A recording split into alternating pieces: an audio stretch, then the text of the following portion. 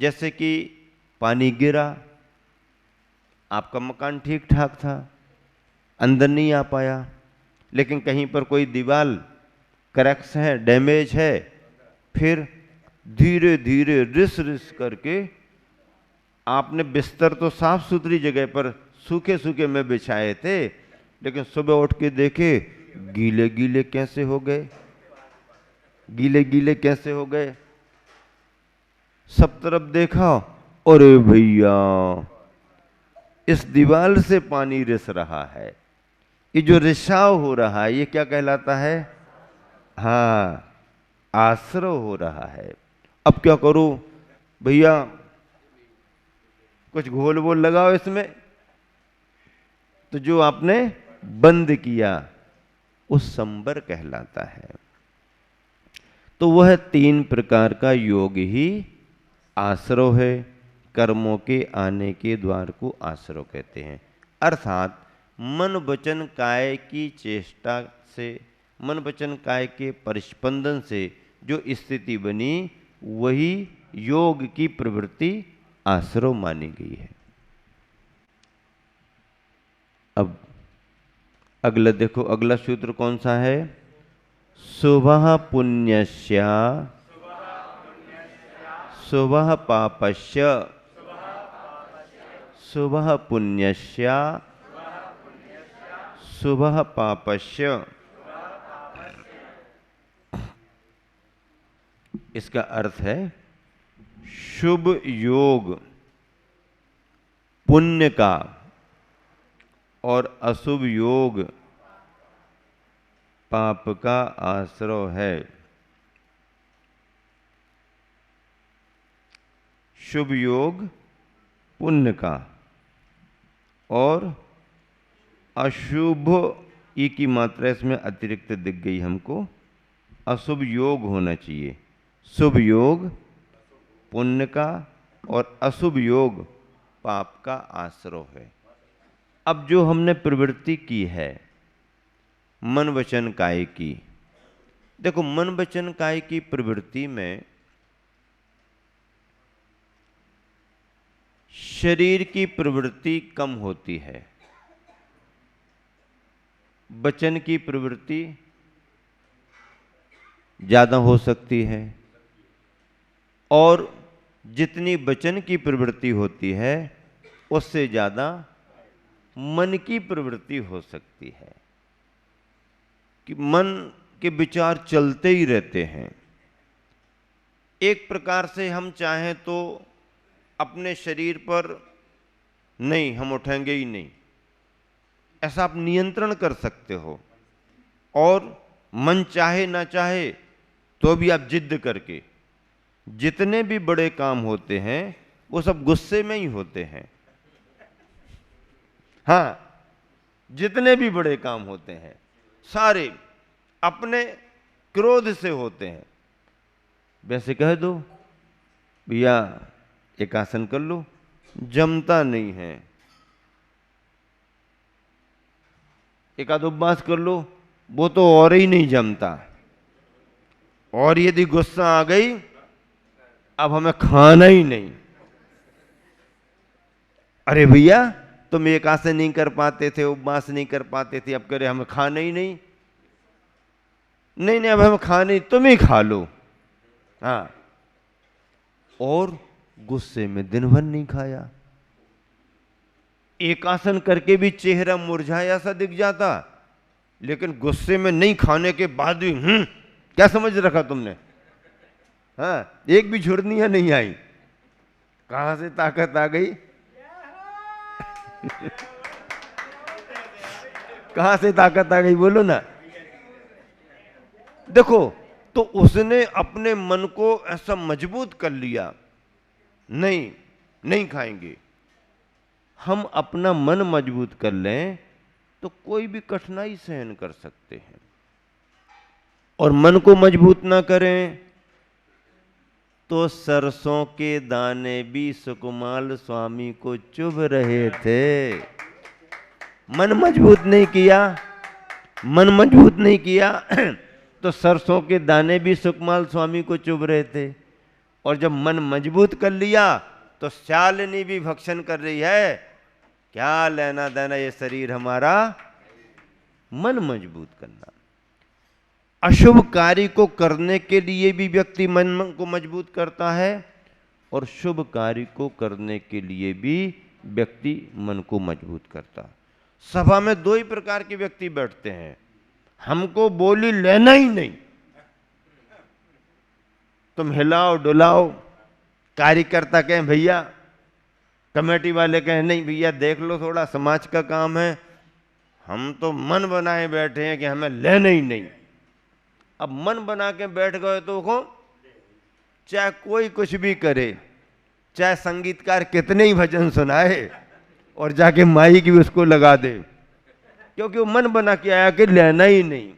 और एक आदमी ऐसा बैठा कि बड़ी नहीं तो छोटी ही सही, लेकिन आज छोड़ना नहीं, कोई ना कोई बोली लेकर के आएंगे, छोड़ना ही नहीं, हाँ छोड़ना ही नहीं। वो भी मन बना के, मन शुभ करने के लिए भी कोई मन को मजबूत करके बैठा है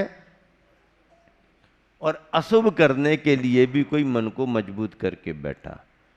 सामर्थ्य नहीं है, अनुकूलता नहीं है, तो ना लेने के बावजूद भी भावना से पुण्य कमा सकते हो। सामर्थ्य नहीं है कोई बात नहीं, अनुकूलता नहीं है कोई बात नहीं। यदि कोई विषम परिस्थिति है और मन में भाव रख करके भी देखो अनुकूलता होती तो लेते, लेकिन अनुकूलता नहीं है, कोई कहेगा भी तो अभी नहीं लेना क्योंकि अभी अनुकूलता नहीं है, अभी अपनी व्यवस्था नहीं जम सकती है, तो वह पुण्य ही कमा रहा है भाव बना करके, ना लेते हुए भी। लेकिन सामर्थ्यवान होकर के कोई प्रतिकूलता भी नहीं है, सब सक्षम है, तो भी नहीं, अपन को नहीं करना, अपन को नहीं लेना, ये भाव दूसरी तरफ चला जाता है। शुभ भाव, शुभ में भी हम मन को बनाते हैं, अशुभ में भी मन को बनाते हैं। सहयोग किसी को देना है तो भी मन को बनाते हैं, किसी को परेशान करना है तो भी मन को बनाते हैं। मन के बगैर तो कुछ होता नहीं। शरीर पर हम फिर भी नियंत्रण कर सकते हैं। बाहर के संसार में बाहर का व्यक्ति बाहर की बातों को लेकर के गुस्सा कर सकता है, करता है और अपना काम बनाता। और अध्यात्म के क्षेत्र में जितने भी मुनि हुए हैं,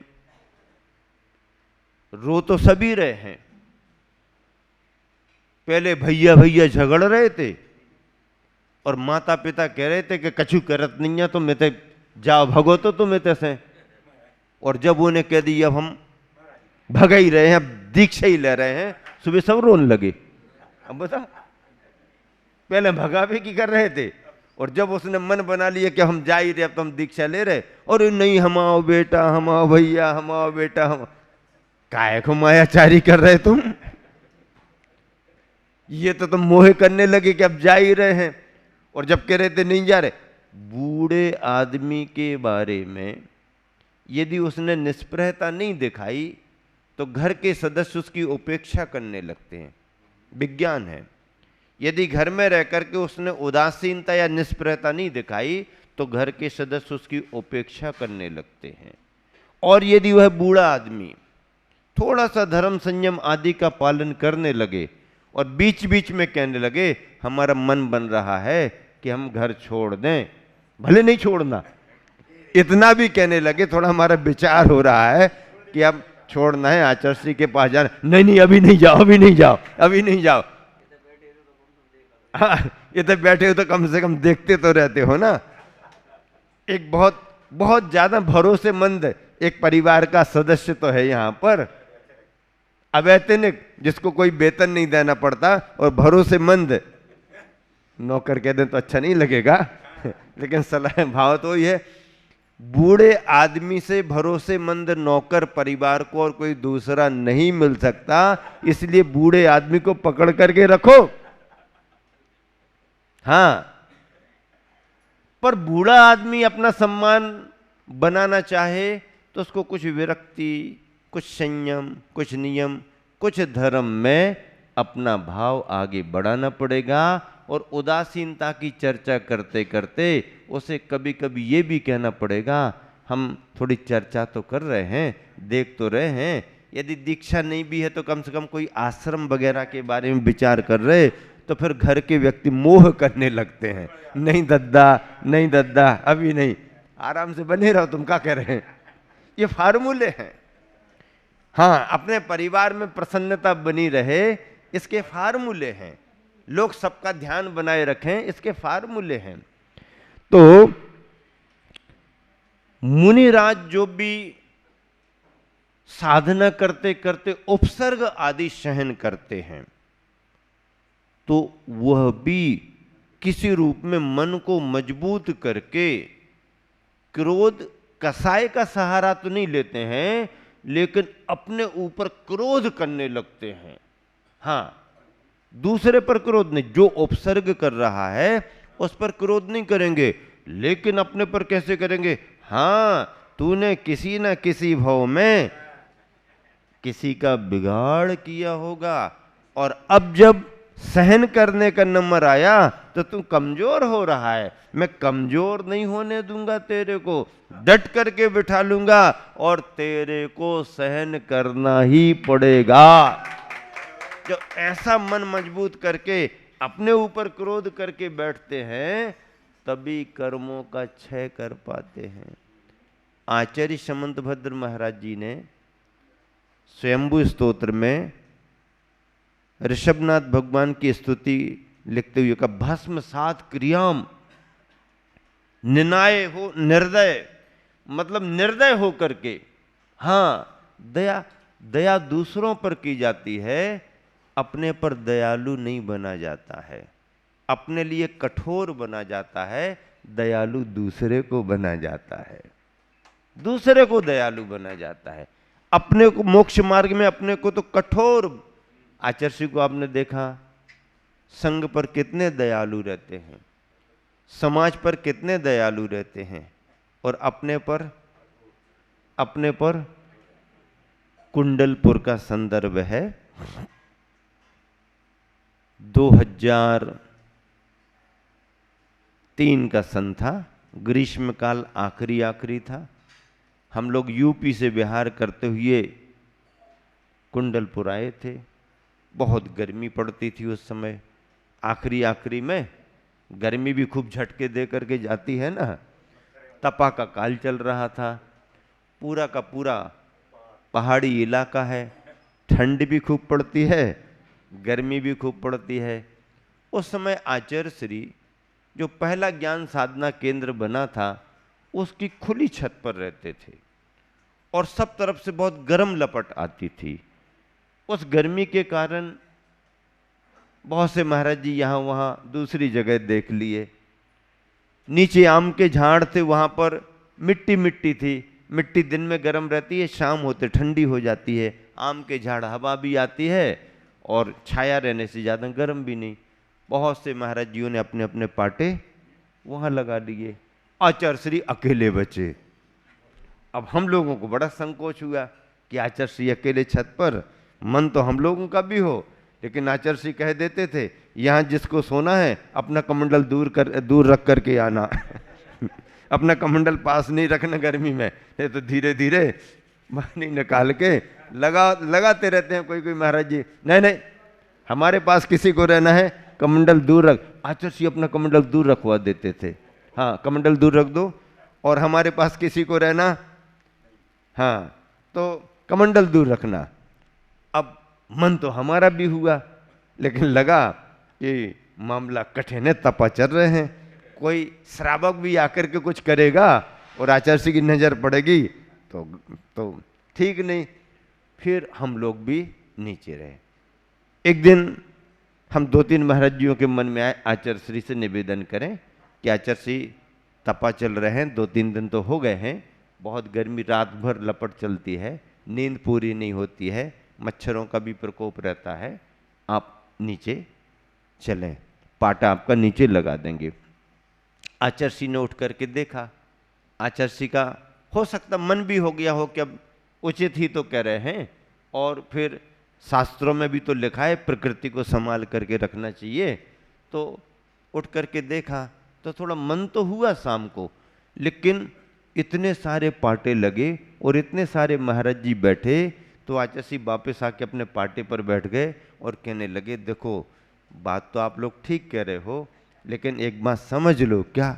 बोले मैं वहाँ जा कर के रात्रि विश्राम करूँगा तो ये सब महाराज उठ करके यहाँ वहाँ चले जाएंगे, इसलिए उन सबको अनुकूलता रहने दो, यही मैं ठीक हूँ।